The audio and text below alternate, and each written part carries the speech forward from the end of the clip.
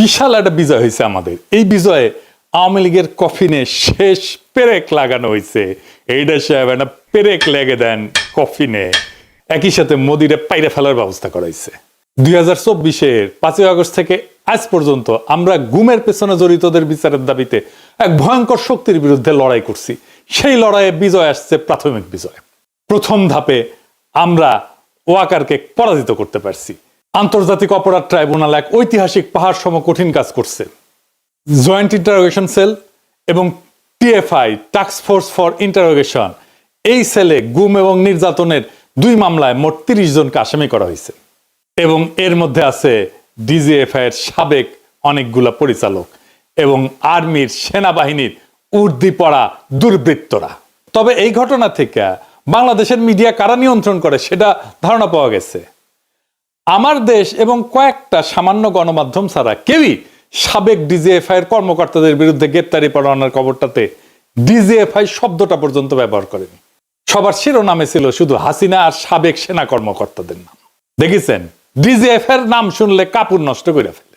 এই জেনারেল ওয়াকার গুম খুনে জড়িতদের রক্ষায় আগামী নির্বাচনে সহায়তার আশ্বাস দেয়া বিভিন্ন রাজনৈতিক দল এবং ব্যক্তিদের নানা প্রস্তাব দিয়ে আসতেছিলেন। এমনকি কিছু মানুষকে সামরিক এলাকায় পিএনজি করাইছে। পিএনজি মানে জানেন তো, পার্সোনা নন গ্রাটা, মানে এদের সেনানিবাসে ঢুকতে দেওয়া হবে না। ওয়াকার তো পারলে তার বোন কাটাল রানীর ক্ষমতায় রাখতো। এখন ও যাই করুক, ব্যর্থ হবে। কারণ সে মিত্র হিসেবে বেছে নিচ্ছে কালপ্রিটদের, দুর্বৃত্তদের, এবং তার মিশন হইতেছে দুর্বৃত্তদের রক্ষা করার। যাই হোক, আগে জেনে নি আসলে গুম সংক্রান্ত কি বিশাল অপরাধ হাসিনা আর তার দলবল করেছিল।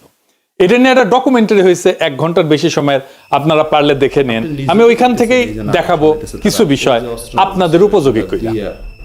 ওয়াকার কি কি ঝামেলা করেছে, কেন করেছে, আর ওয়াকারের জন্য কি অপেক্ষা করতেছে সেটাও আমরা এই আলোচনায় জানবো।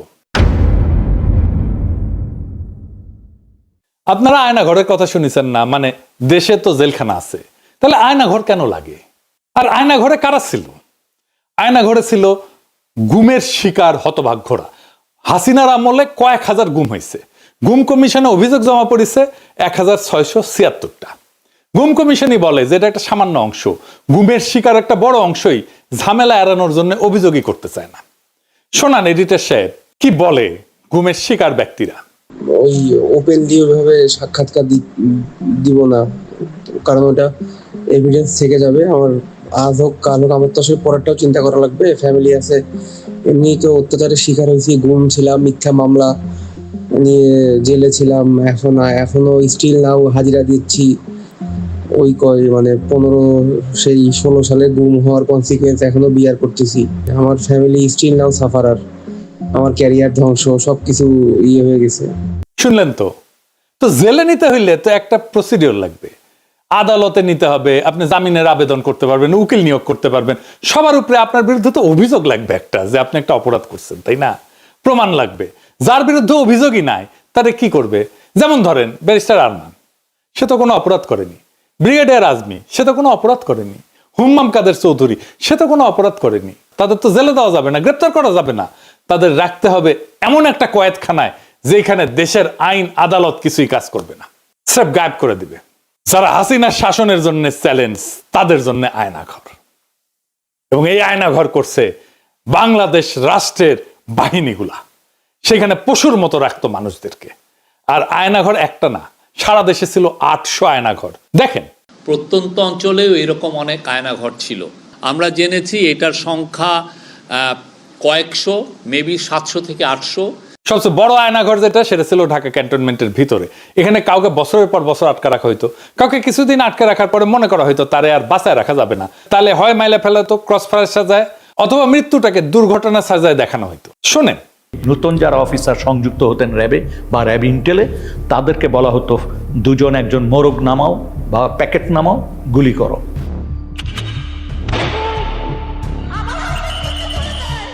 যখন ক্রসফায়ার বেশি সমস্যা হয়ে গেল আন্তর্জাতিকভাবে এবং জাতীয়ভাবে, যে এরা এটা নিতে পারতেছিল না আর এটা ক্রিটিসিজম, তখন ওরা বললো যে আরে আমরা বডি প্রডিউস করি কেন, নাই করে দিলি তো হয়, তাহলে তো কেউ বুঝবে না কি হয়েছে। তখন এটাই মুভ করলো ওরা। এটা একটা ডিসিশন ছিল। হাত পা বেঁধে চলন্ত ট্রেনের নিচে ফেলাই দেওয়া হইতো, বা বাস ট্রাকের নিচে। চিন্তা করেন, এমন অনেক মৃতদেহ পাওয়া গেছে যাদের ট্রেনে কাটা পড়ছে, চেনা যায় না, অজ্ঞাত। দেখেন কি বিভৎস অবস্থা। এমন একজন বাইসা ফিরছে, গাড়ির নিচে ধাক্কা দিয়ে ফেলাই দিছিল, আল্লাহ বাঁচাই দিচ্ছেন। শোনেন তার মুখ থেকে। ওই আবদুল্লাহপুর আশুলিয়া রোড যেটা, সেখানে নিয়ে যায়। নিয়ে যাওয়ার পরে উনি অন্যদেরকে নেমে যেতে বলে। নামার পরে আমাকে যে কানে কানে বলতেছে, ভাইজান আমাকে ক্ষমা করে দিয়েন, দেখেন আপনাকে তো চলন্ত গাড়ির সামনে ফেলে দেওয়ার জন্য বলা হয়েছে। হঠাৎ করে মানে আমাকে ধাক্কা দেওয়া হলো এবং আমি খেয়াল করতেছিলাম যে গাড়ি শব্দ আসতেছে, তো আমি তো তখন ধরে নিয়েছি যে আমি শেষ, আমি পড়ে গেছি। পড়ে যাওয়ার পর মানে পড়ে যাওয়ার পরেও দেখতেছি যে আমি বেঁচে আছি। আমারে তুলে ধরে বলছে যে আপনি ভয় পাবেন না, আপনাকে তো আমরা রাস্তায় ফেলে দিয়েছি, কিন্তু গাড়িটা পাশ দিয়ে চলে গেছে। তাহলে আমি টের পাইছিলাম যে গাড়িটা যখন জোরে খুব রানিং এ আসতেছে, আবার যখন ফেলে দিবে ব্রেক শক্ত করে ধরে পাশ দিয়ে টা করে শব্দ হয়, যেটা ঠিক সেই শব্দটাই আমার কানে আসছে। এইভাবে অজ্ঞাত ব্যক্তির লাশ পাওয়া যেত ট্রেনে কাটা পড়া। রেলে কাটা পড়লে হয় কি, দায়ী কিন্তু কাটা মানুষ, কাটা পড়া মানুষ। বাংলাদেশের আইনে কারো দোষ হয় না, সেজন্যই ট্রেনের নিচে ফেলাই দিত। কাউকে ইনজেকশন দিয়ে অজ্ঞান করে ট্রেনের নিচে ফেলাই দিত, গাড়ির নিচে ফেলাই দিত। কি অবস্থা চিন্তা করেন। তো যদি ডেড বডি পাওয়া যেত তাহলে তো বিপদ। তখন তাদের নদীর মাঝখানে নিয়ে গুলি করে পেট চিরা কোমরে সিমেন্টের বস্তা বেঁধে ডুবাই দেওয়া হইতো।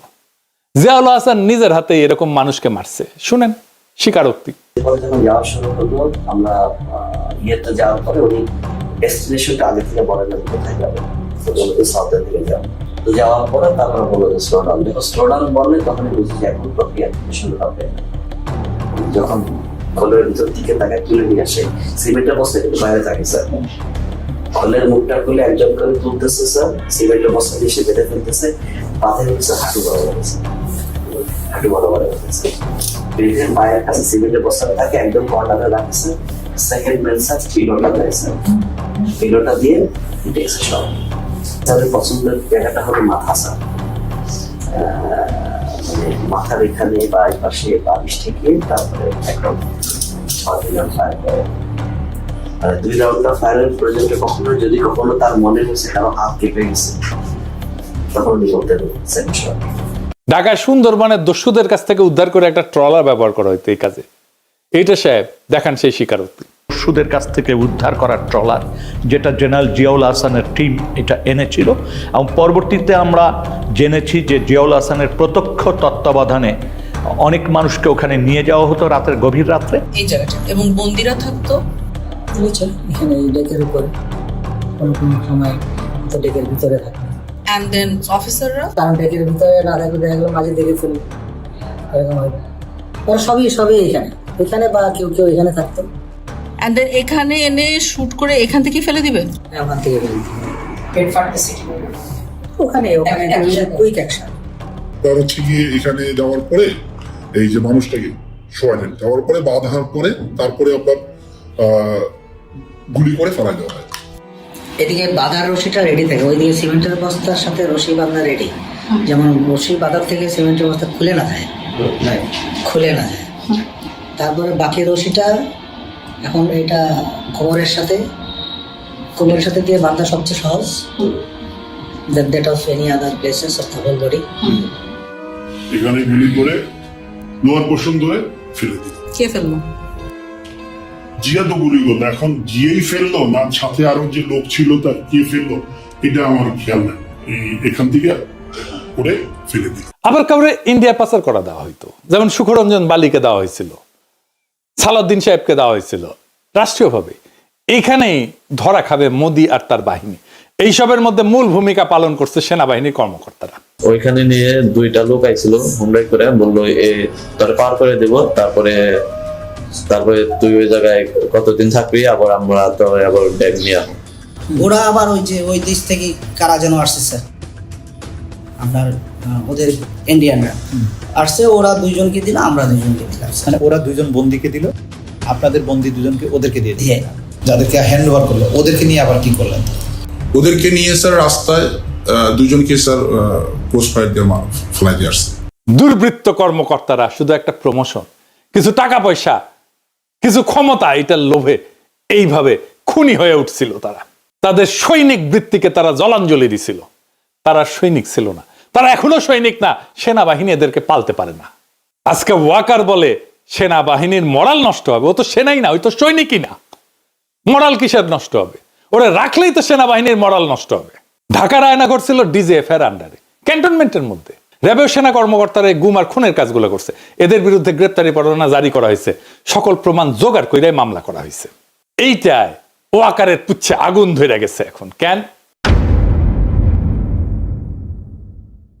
কারণ ওয়াকার জানে এইভাবে ধরতে ধরতে ধরতে ধরতে ধরতে তার ফাঁসি কা ফান্ডা আসতেছে। ওর গলা তো ফাঁসির ধরি চলবে। সে নিজেও তো 2024 জুলাই আগস্টে ছাত্র জনতার বিক্ষোভের বিরুদ্ধে সেনা নামাইছিল। তারা গুলিও করছে, মানুষও মারছে। এর দায় তো ওয়াকারের। সৈনিক আর জুনিয়র অফিসাররা গুলি চালাইতে অস্বীকার করার জন্যই ওয়াকার তার আপারে বাঁচাইতে পারে নাই। এতে ওয়াকারের বিন্দু মাত্র কোনো ক্রেডিট নাই। এই ওয়াকার আয়না ঘরের সব এভিডেন্স নষ্ট করে ফেলছে। এভিডেন্স নষ্ট করা আর একটা অপরাধ। ক্যান্টনমেন্টের এলাকার মধ্যে যদি এভিডেন্স নষ্ট করা হয় আয়না ঘরে, কার সেটা দায়িত্বে পড়ে? তার জিম্মায় থাকা জেনারেল মুজিব পালাই যেতে দিচ্ছে। তারা গ্রেপ্তার করা হয়েছিল, রাখা হয়েছে ক্যান্টনমেন্টে, পালায় গেছে। কার দায় তাহলে? এই মুজিবের নামে ওয়ারেন্ট বাড়াইছে, এখন আশ্রয় দিছে পুলিশ আর আওয়ামী লীগের নেতা কর্মীদের ক্যান্টনমেন্ট গুলোতে। তাদের পালাইতে সাহায্য করছে। আরাফাতকে তো পালাইতে সাহায্য করছে ওয়াকার। আরাফাত ধরা পড়েছিল, নিউজ বাড়াইছিল, কেমনে পলাইলো? তারপরে আয়নাঘর ভিজিট করতে দিবে না ওয়াকার প্রফেসর ইউনুসকে, বাধ্য হইয়া দিছে। এই যে জেনারেল আকবর, যার নামে আজকে ওয়ারেন্ট বাড়িয়েছে, সে গুম কমিশনে স্বীকার করছে, সাক্ষ্য দিছে, তাকেও পালাইয়া যাইতে দেওয়া হয়েছে। দেখান এডিটর সাহেব তার সাক্ষ্য দেখান। এই প্রসেসের পিকে প্রাইম মিনিস্টার্স অফিস, অনেক সময় ওনার পক্ষ থেকে ডিফেন্স অ্যাডভাইজার ছিল, তো উনিও মাঝে মাঝে ইন্টারফেয়ার করতেন, কথা বলতেন, আদেশ নির্দেশও দিতেন। So out of the way I went to PM and requested হার যে সালাউদ্দিন কাদের চৌধুরীর ফাঁসি হয়ে গেছে, তার ছেলেটাকে এটা করা হয়েছে, এটা খুব এটা দেখা উচিত, আমাদের মনে হয় ফ্যামিলিটা খুব broken and his relatives have request. আমি নিজে প্রিয়ামকে বলেছি, আমার সাথে মানে আমি 2বার ওনাকে বলেছি, এটা আমার নিশ্চিত মনে আছে। ছেড়ে দিব না, ছেড়ে দিব না, মানে আমি দেখি কি করা যায়। অ্যাডভাইজারকে তুমি বলছো, আমি কিছু বলছি। এবং ওনার কি ক্ষমতা ছিল তখন ওটাকে সমাধান করার? অর্থাৎ ধরেন উনি চাইলে কেউ বের করে দিতে পারতো? পিএম চাইলে হবে না, মানে এটা উনি যা চাইবে তাই হবে। এইটাই তো প্রথম গ্রেপ্তারি পরোয়ানা না, এর আগেও গ্রেপ্তারি পরোয়ানা হয়েছে সেনা অফিসারদের বিরুদ্ধে। কাউরে গ্রেপ্তার করতে দেয় নাই ওয়াকার। সে বলে এতে সেনাবাহিনীর মরাল নষ্ট হবে। যুক্তির মায়েরে বাপ। নিজেরা নিজেদের সৈনিক বৃত্তিকে কলঙ্কিত করছে, নিজেকে নিছক একজন ঠান্ডা মাথার খুনি বানাইছে, তাতে মরাল নষ্ট হয় না। ক্যান্টনমেন্টের মধ্যে আয়না ঘর বানায় রাখলে মরাল নষ্ট হয় না। মোটা আজিজকে শেখ হাসিনার বডিগার্ডের ভাই কোটায় আর মোটা ওয়াকারকে জামাই কোটায় সেনা প্রধান বানাইলে মরাল নষ্ট হয় না। বিডিআরে 57 সেনা অফিসারকে ইন্ডিয়া খুন করাইলে মরাল নষ্ট হয় না। কয়েক মাইল দূর থেকে বিডিআর হেডকোয়ার্টারে কাউকে রক্ষা করার হিম্মত দেখাইতে না পারলে মরাল নষ্ট হয় না। ব্রিগেডিয়ার আজমিকে আয়না ঘরে আটকায় রাখলে মরাল নষ্ট হয় না। আর তারে যে বছরের পর বছর যেই সৈনিকেরা পাহারা দিছে, তারা দেখে নাই একজন নিরাপরাধ চৌকস উচ্চ পদস্থ সেনা অফিসারকে বিনা আইনে এইভাবে বন্দী করে রাখা হয়েছে, তাদের মরাল নষ্ট হয় নাই? তারা কথা বলে না এটা নিয়ে তার পরিবারের সাথে, তার বন্ধু বান্ধবদের সাথে, তার কলিগদের সাথে? নারায়ণগঞ্জে কন্ট্রাক্ট কিলিং করে 7 জনকে মাইরা শীতলক্ষায় ভাসায় দেওয়া মরাল নষ্ট হয় নাই সেনাবাহিনীর? আবদার ধরিছে মার্শাল ল কোর্টে বিচার করতে হবে। কেন জানেন? মার্শাল ল আইনে গুম কোনো অপরাধ না, তাই মার্শাল ল কোর্টে বিচার করলে সবাই খালাস পেয়ে যাবে। চিকনা বুদ্ধি আছে ওয়াকারের, শুধু বুড়ি মোটা না, মাথার বুদ্ধিও চিকনা আছে। কর্নেল ফারুক, মেজর ডালিমকে মার্শাল ল কোর্টে বিচার করা হয়েছিল। অপরাধ করলে বিচার হবে বাংলাদেশের আইনে। গত 15 বছরে সেনাবাহিনীর মরালকে ঘুমাইতেছিল। ওয়াকার জানে কই তার বিপদ, তাই সে আমাদের পিছে তার কুত্তা আর পোত বালকদের লাগাই দিছিল। এক পোত বালক তো তার হিরো বানায় আল জাজিরায় স্টোরি করেছে, আর আরেক পোত বালকের সাক্ষাৎকার দেয় ওয়াকার। এক সময় তো ওয়াকারের নিয়ে কিছু কয়া যেত না, টাকা পয়সা ছড়ায়, বট বাহিনী লাগায়, এইসব পোত বালকদের দিয়া ক্যাম্পেইন করায় নিজের বিপ্লবের হিরো বানায় ফেলেছিল। থাইল্যান্ডে গেছিল এই দুই পোত বালক একই টাইমে। পেমেন্ট আনতে গেছিল কিনা কে জানে, জিগান। আমি শুনেছি ডিজিএফআই পেমেন্ট দিছে, থাইল্যান্ডে নিয়েছে, তবে ওইটাই লাস্ট পেমেন্ট। ডিজিএফআই ওই ফান্ড জয় বাংলা হয়ে গেছে। একটা সিম্পল লজিক বা যুক্তি বুঝেন। হাসিনা বা আওয়ামী লীগ যদি একজনের বিরুদ্ধে প্রতিশোধ নিতে চায়, তাহলে সেটা কে কে হবে? তালিকা করলে আমার নাম তো 1 থেকে 5 নম্বরের মধ্যে থাকবে। হাসিনা নিজে আমার নাম কইছে না, একবার না 2বার কইছে। সে আমার মাইরা ফেলাইতে বলছে, তার বক্তব্যে বলছে না শ্বশুর বাড়ি পাঠায় দিতে। আর ওদিকে সেই কি পিনাক ভট্টাচার্য, ও কিন্তু ভট্টাচার্য না, ও কিন্তু হিন্দু থেকে মুসলমান হয়েছে। ও একদম জামাত ইসলামের নেতার মেয়েকে বিয়ে করেছে। ও এখন ও ভট্টাচার্য লেখে কিভাবে? ও তো ধর্মান্তর হয়ে গেছে। এটা তো কোনো আশা নাই, কোনো মিডিয়াতে জানতে হবে তাই সোর্সটা না কেন, ওর শ্বশুর বাড়ি তো মানুষই যতদূর সম্ভব বোধহয় ত্রিশাল বা টাঙ্গাইলে না,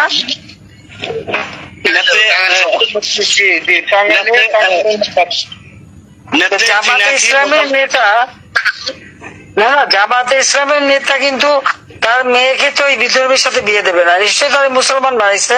এই যে সুশান্তের সাথে শরীফ আজাদ, ডাক্তার আইজু নামে লাদায়, সে তো আমাকে খুন করার আহ্বান জানাইছে। শোনান এডিটর সাহেব। পিনাকি ভট্টাচার্য ফ্রান্সের একটা লয়ের কথা বলি, if you kill someone you don't need to death penalty, maybe life in the prison 10 years 12 years। ফ্রান্সে কি বাংলাদেশের মানুষ নাই? পিনাকির মতন একটা কুকুর এই ধরনের কাজ করে যাবে আর বাংলাদেশের মানুষ এখানে বসে আছে? অ্যাসাইলাম মারা একটা কুকুর এখানে বসে আছে। এই কুকুরটা গলা কাইটা যদি এখানে কোনো মানুষের ডেথ পেনাল্টি হবে না, life in the prison. I am challenging, I am sorry. শুনিছেন? আচ্ছা এডিটর সাহেব আবার শোনান তো, হাসিনা আমাকে নিয়ে কি কইছে 2বার, এটা শোনান। আমরা সব জানি এবং আমরা যত কিছু করার আমরা তার বিরুদ্ধে ব্যবস্থা করবো, আমরা তার বিরুদ্ধে ব্যবস্থা করবো। আমরা আওয়ামী লীগ তো আমার বিরুদ্ধে মিছিল করে প্যারিসে আইসা।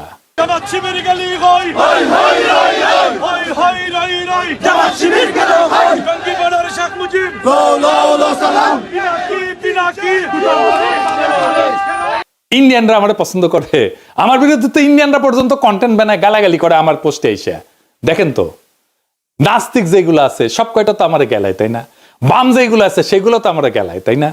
তো তাইলে বাম, ইন্ডিয়া, আওয়ামী লীগ, হাসিনা, নাস্তিক, এই যে গ্র্যান্ড একটা অ্যালায়েন্স, এইগুলো তো আমার শত্রু ঘোষণা করছে। তার মানে আমি গ্রেটার আওয়ামী ইন্ডিয়া যে শক্তি, তার বিরুদ্ধে দাঁড়ায় ফাইট করি। আমার চাইতে বড় অ্যান্টি আওয়ামী আর ভারতীয় আগ্রাসন বিরোধী ভয়েস কয়টা আছে? সারা দুনিয়ায় ভারতীয় পণ্য বয়কট আন্দোলন করেছি, সাকসেসফুল আন্দোলন করেছি। তার মানে আমার পিছে যারা লাগে তাদের ফুয়েল কই থেকে আসে এটা বুঝে নেবার। সব কয়টা ইন্ডিয়ান লেসপেন্সার, এদের মিশন আমারে থামায় দেওয়া, পারে নাই, হ্যাঁ পারবেও না ইনশাল্লাহ। কারো রাজনীতিটা পরিষ্কার থাকলে তারা থামানো যায় না, এটা তো সহজ কাজ না। যাই হোক, এই ওয়াকার আওয়ামী লীগরে মাঠে নামাইছে, তো সেনাবাহিনী একটা আওয়ামী লীগরে ধরছে, এটাও ধরে নাই। আওয়ামী লীগের মিছিলের পাশ দিয়ে আর্মির গাড়ি যায়, ভিডিও আছে। সেনাবাহিনী প্রেস কনফারেন্স করে, সেখানে হাসিনার গোয়াচাটা সাংবাদিকরা প্রশ্ন করে, বিদেশ থেকে ইউটিউবাররা সেনাবাহিনীর বিরুদ্ধে বিষোদ্গার করে, আপনারা কি করতেছেন? আমি বলে দেই উত্তরে, সাংবাদিকের বাচ্চা বালটা করবে আমাদের। আর সেনা অফিসার যে উত্তর দেয়, গাইগিলকেরা উত্তর দেয়, আপনারে কইতেছি এইসব প্রশ্নের বালসালের উত্তর দেবেন না। ওই সাংবাদিক তো কখনো প্রশ্ন করলো না হার্পিক মজুমদার যে অস্ত্র হাতে যুদ্ধ করার কথা কইলো রাষ্ট্রের বিরুদ্ধে, এই ব্যাপারে সেনাবাহিনীর মতামত কি জানেন না? এই হার্পিক যে অস্ত্র ধরে যুদ্ধের কথা বলছে, একবার না একাধিকবার বলছে। আজ শোনেন একটা। আমি আবারও আপনাকে বলি যে সশস্ত্র সংগ্রাম, গেরিলা প্রস্তুতি, এগুলো আমাদের জন্য জরুরি এবং সেটা আমাদেরকে ভাবা শুরু করা উচিত।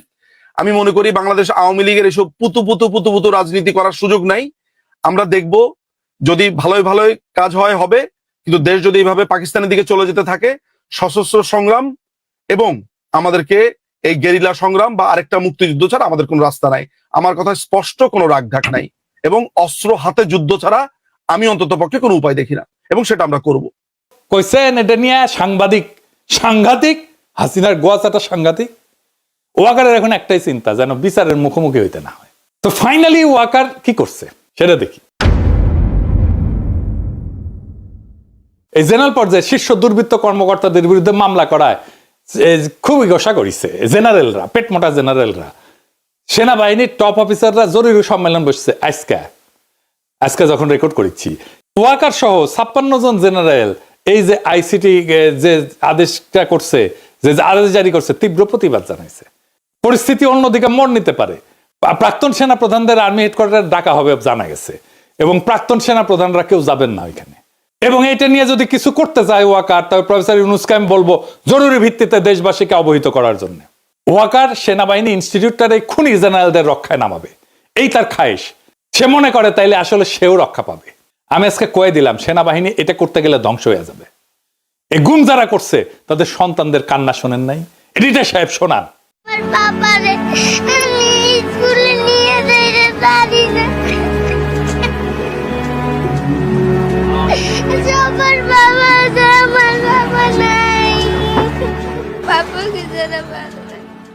আর একটা শোনান। আমার বাবাকে আমি একবারও দেখি নাই।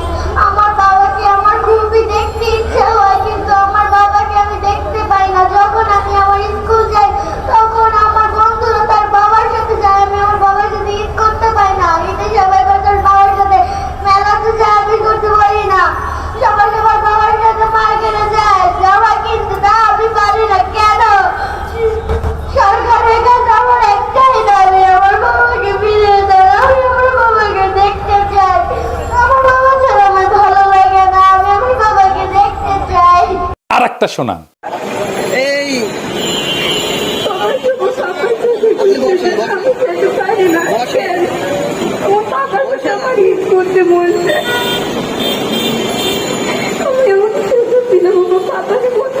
গুমের শিকার সেই হতভাগ্য পরিবারদের অসহায় এতিম সন্তানদের শপথ, সব কয়টারে ফাঁসিতে ঝুলানো হবে, কাউকে ছাড়া হবে না।